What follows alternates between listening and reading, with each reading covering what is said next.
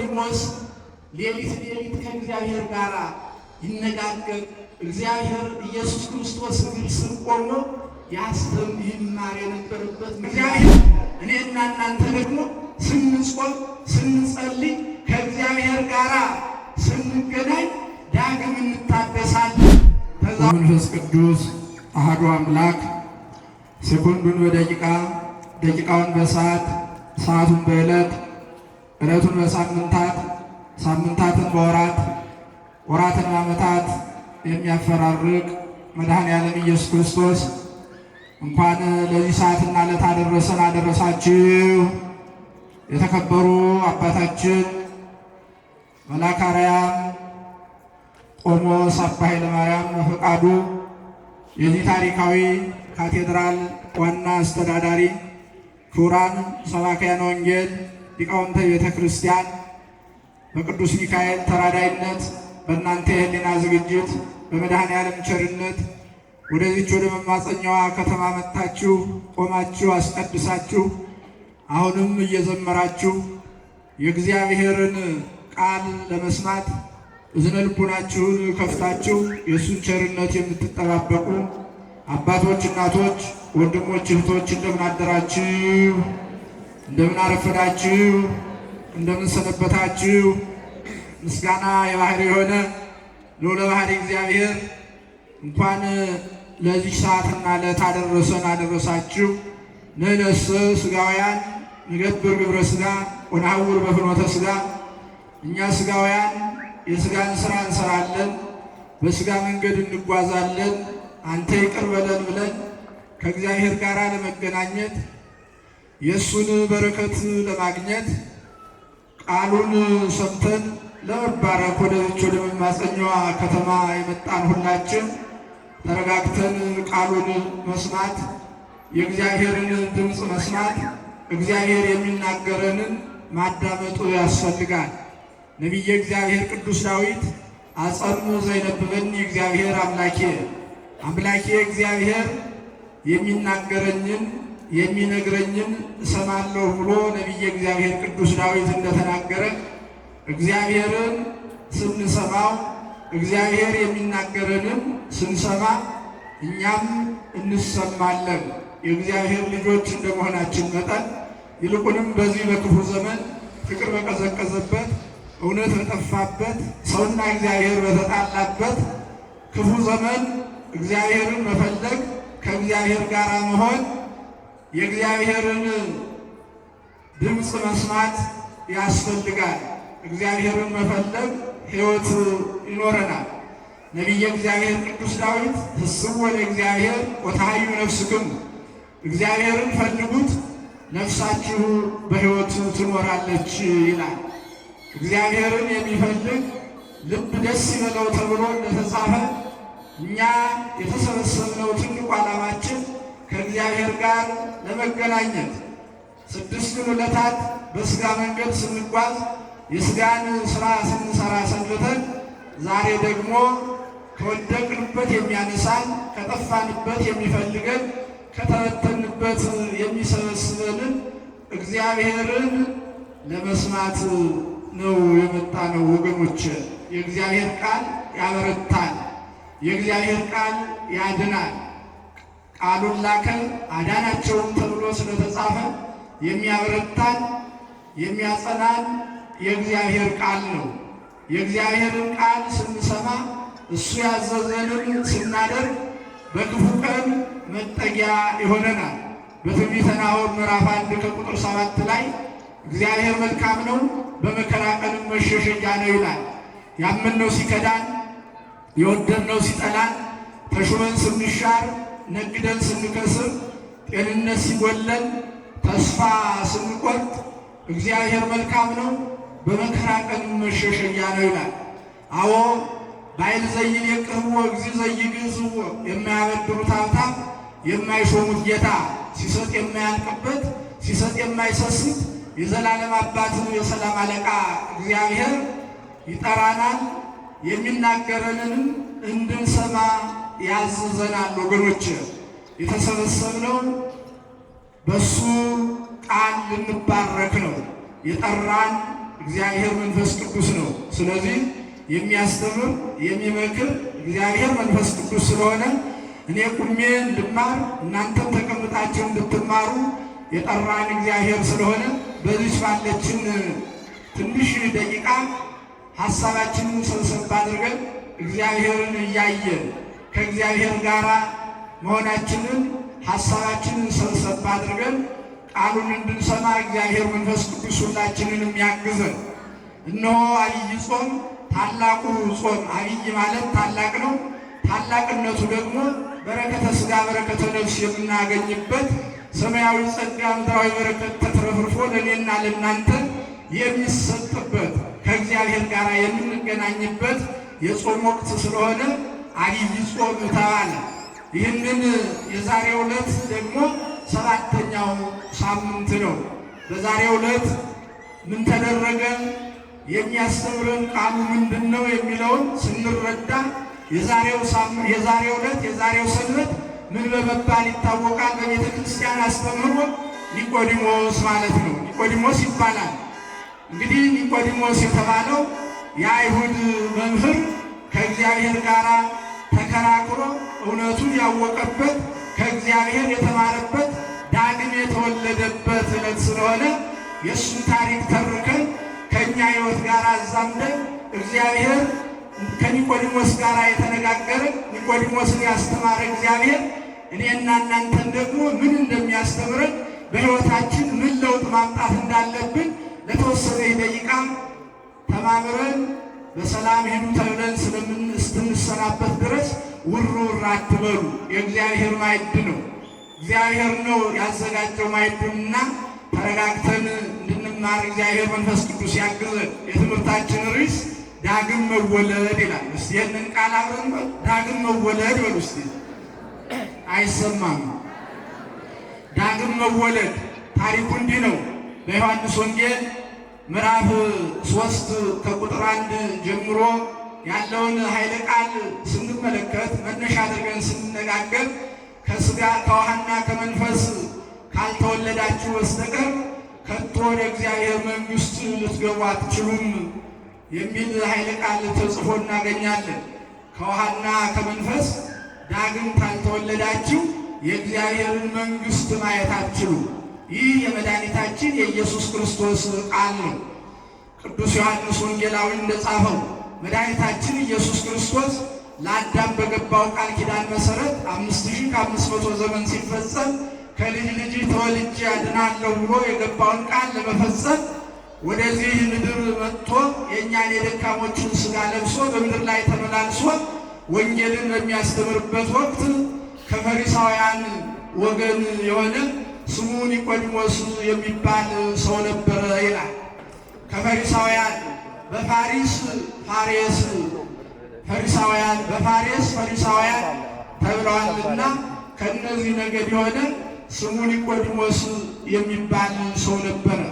ይህ ኒቆዲሞስ የሚባል ሰው በብዙ ነገር የተሟላለት የአይሁድ አለቃ ይባል ነበረ። የአይሁድ አለቃ የተባለ በሦስት ነገር ነው። አንደኛ ምሁረ ኦሪት ስለነበረ የተማረ የኦሪትን ሕግ ጠንቅቆ የሚያውቅ የሰለጠነ ሰው ነበረ። በሁለተኛ ደረጃ ባለጸጋ፣ በገንዘቡ በሀብቱ አንቱ የተባለ ባለጸጋ ነበረ። በሦስተኛ ደረጃ ባለስልጣን ነበረ። ስልጣን፣ ገንዘብ፣ ዕውቀት እነዚህን አሟልቶ የያዘ ሰው ነበርና ያ ኒቆዲሞስ መድኃኒታችን ኢየሱስ ክርስቶስ ሕሙማነ ሥጋን በታምራት ሕሙማነ ነፍስን በትምህርት እየፈወሰ እየረዳ እየመገበ እየጠበቀ በሚያስተምርበት ወቅት ይህ ኒቆዲሞስ የተባለው ቀን ቀን ስራውን ይሰራል። በስልጣኑ ድሃ ተበደለ፣ ፍርድ ጎደለ እያለ ምሁረ ኦሪት ስለነበረ ትክክለኛ ፍርድ እንዲፈረድ ትምህርት ይሰጥ ነበረ። ያለውን ገንዘብ ደግሞ በአግባቡ የገንዘቡን ፍሰት ይቆጣጠር ነበረ። እንደዚሁም ደግሞ ስልጣኑ በአግባቡ ነበረ። ማታ ማታ ግን ስልጣኑ ሳይገድበው፣ ገንዘብ ማግኘቱ ሳይገድበው፣ ዕውቀቱ ሳይገድበው ኢየሱስ ክርስቶስን ፈልጎ ከኢየሱስ ክርስቶስ እግር ስር ሆኖ ይማር ነበረ። ታዲያ ኢየሱስ ክርስቶስ እግር ስር ሆኖ ሲማር ኒቆዲሞስ አንድ ጥያቄ ኢየሱስ ክርስቶስ አቀረበለት። የሰው ልጅ አለና ከውሃና ከመንፈስ ዳግም ካልተወለደ በስተቀር የእግዚአብሔርን መንግሥት ሊወርስ አይችልም የሚል ቃል ኢየሱስ ክርስቶስ ሲናገር ኒቆዲሞስ ምሁረ ኦሪት ነበርና የኦሪትን ሥርዓት ጠብቆ የተማረ ሊቅ ስለነበረ ሰው ካረጀ ካፈጀ በኋላ ዳግም ወደ እናቱ ማኅፀን እንዴት ገብቶ ሊወለድ ይችላል የሚል ክርክር አቀረበ። እንዲሁ ዝም ብሎ የነገሩትን ሁሉ አሜን ብሎ ሳይሆን አውቆ ተረድቶ ማመን ካልተማሩ አያውቁ ካላወቁ አይጸድቁ እንዲሉ ኒቆዲሞስ ምሁረ ኦሪት ስለነበረ ከክርስቶስ ጋር ተከራከረ። ከክርስቶስ ጋር ተከራከረ። እውነቱን ለማወቅ እውነቱን ለመረዳት ክርስቶስን ጠየቀው።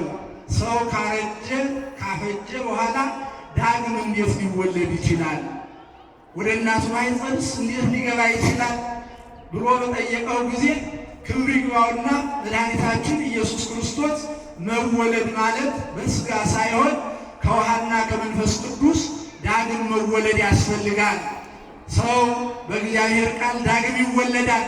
ሰው በጥምቀት የሥላሴ ልጅነት ዳግም ያገኛል።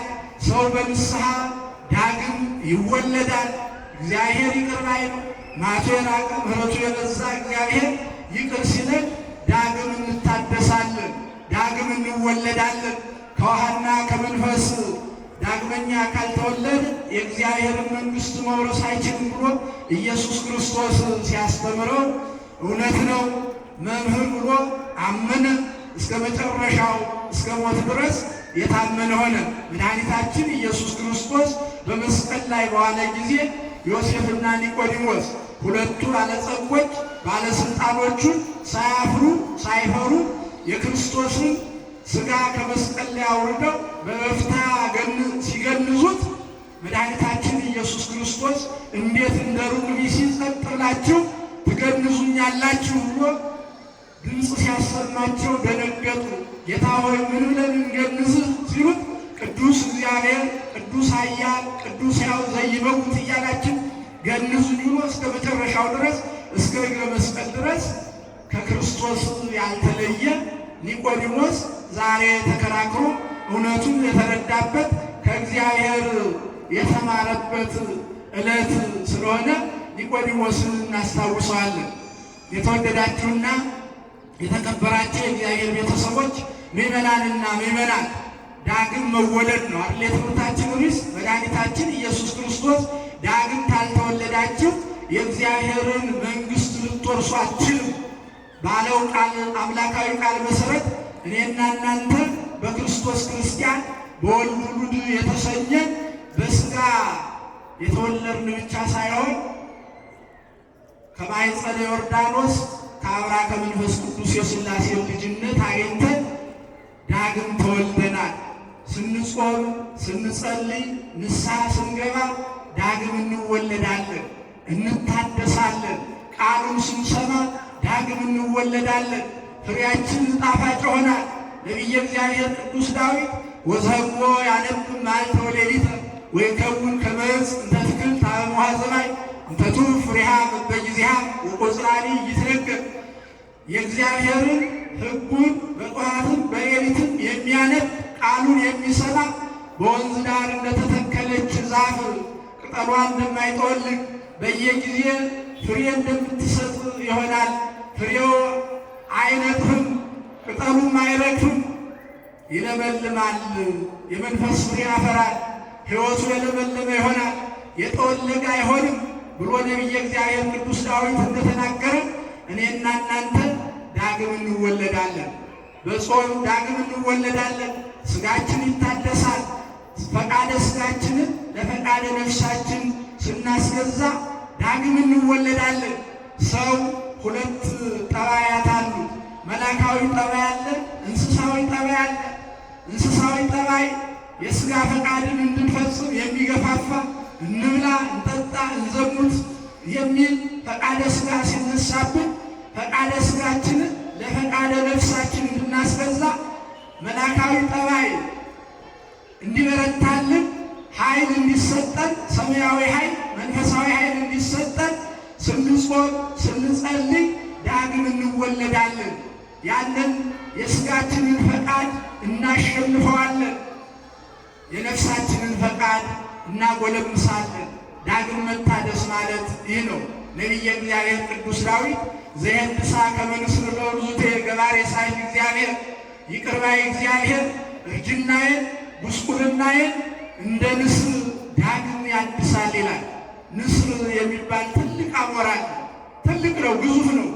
እንስሳትን ወስዶ የሚመገብ አንድ ጊዜ ተመግቦ እስከ ወር ድረስ የሚያንቀላፋ ነው ንስር ማለት። በዚህም ጊዜ 150 ዓመት ይቆይና ሲያረጅ ሲሸመግል ክንፉ አይታዘዘውም። ያ ጉልበቱ የሚሸከመው የመሸከም ኃይሉ ይቀንሳል። በዚህም ጊዜ እጽዋትን ይሰበስብና እንጨት ይከምራል።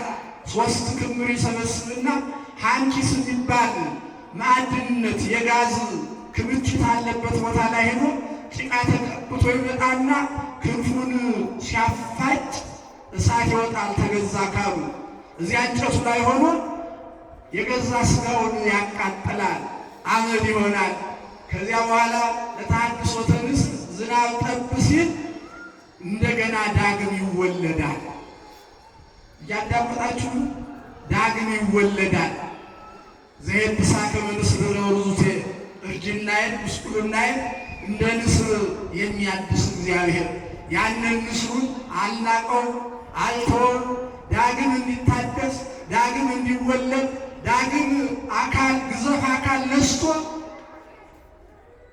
እንዲኖር የሚያደርግ እግዚአብሔር እኔና እናንተ ደግሞ ስንጾም ስንጸልይ ከእግዚአብሔር ጋር ስንገናኝ ዳግም እንታደሳለን።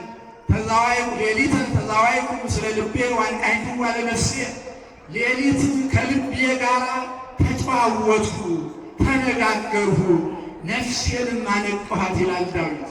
ዝም ብሎ የሰከረ ሰው ነው ወድቆ የሚያደርግ። ሌሊት ልግ ብሎ ለጸሎት ፈጣሪውን የሚያስብ ዶሮ እንኳ ምስጋና ጮሆ ያመሰግናል። በነገራችን ላይ የሚጮህ የአበሻ ዶሮ ነው። የፈረንጅ ዶሮ ይጮሃል፣ አርቲፊሻል ስለሆነ አይጮህም።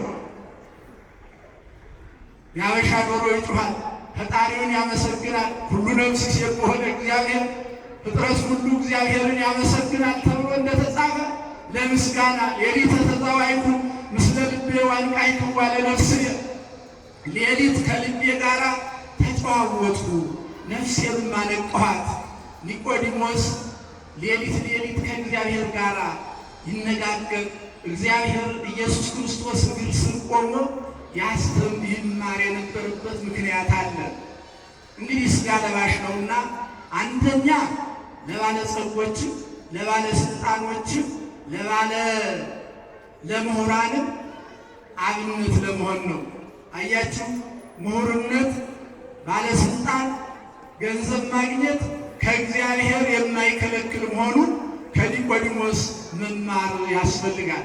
ኒቆዲሞስ ሌሊትን የመረጠበት ምክንያት ቀን ስራውን ሲሰራ ይውላል።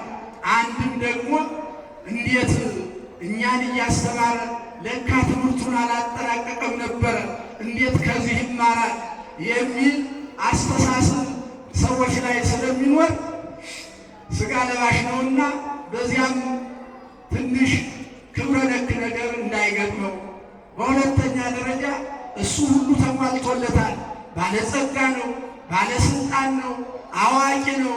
እንዴት ከድሆች ጋር ቀን ተገኝቶ ይማራል የሚል ትችት ስለሚገጥመው እሱ ግን ሌሊት ከሰው ተለይቶ እግዚአብሔርን ሽቶ ከክርስቶስ ጋር ይማር ነበረ።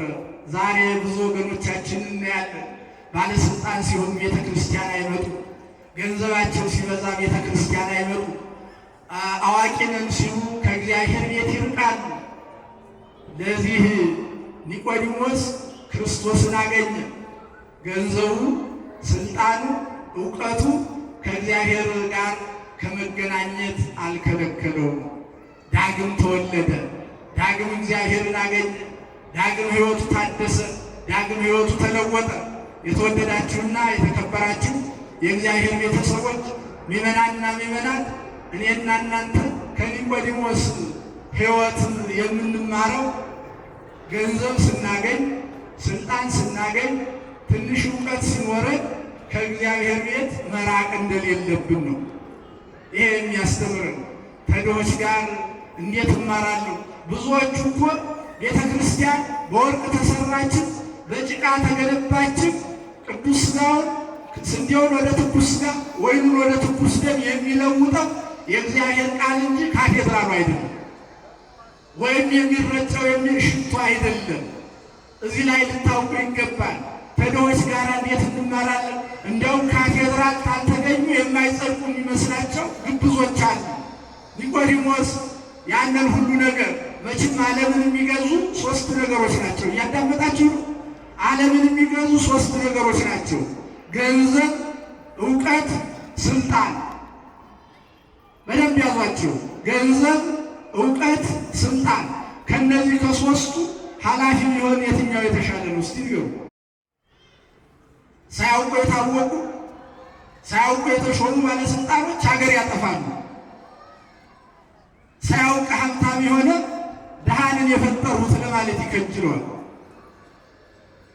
ስለዚህ አዋቂ ነን የምትሉ እውቀት ከእግዚአብሔር ነው። ምን ትሉ ከዘይነሳይከም ካለ ከሐዋርያው ቅዱስ ጳውሎስ ከሌላ ያላገኘው እውቀት ምንድን ነው? ያልተፈረጀ ነገር ምን አለስ? ስንወጣ ራቁታችንን ነው የወጣን። ስንመለስ እውቀታችን አያድነን፣ ያከማችነው ገንዘብ አያድነን፣ ስልጣናችን አያድነን። ተጠቅልለን በጨርቅ ወደ አፈር ነው። እውቀትም ስልጣንም ሀብትም ከእግዚአብሔር የተለየ ተሆነ ከንቱ ነው። ዳግም ለመወለድ ስልጣንን በአግባብ መጠቀም፣ ገንዘብን በአግባብ መጠቀም፣ እውቀትን በአግባብ መጠቀም፣ ድሆችን አለመናቅ፣ ከራሳችን ያመነጨነው አንዳች ነገር ስለሌለ ዳግም ለመወለድ ዳግም ከእግዚአብሔር ጋር ለመኖር በሚጠፋው የማይጠፋው በሚያልፈው የማያልፈው የእግዚአብሔር መንግሥት ለመውረስ ሁሉንም በአግባቡ መጠቀም ያስፈልጋል። ዳግም እንድንወለድ ማን ይርዳን? ተናገሩ እስቲ። እግዚአብሔር ይርዳን። መታደስ ያስፈልጋል። በሕይወታችን የመከረን ያስተማረን ልዑለ ባሕርይ እግዚአብሔር ክብር ምስጋና ለእሱ ይሁን።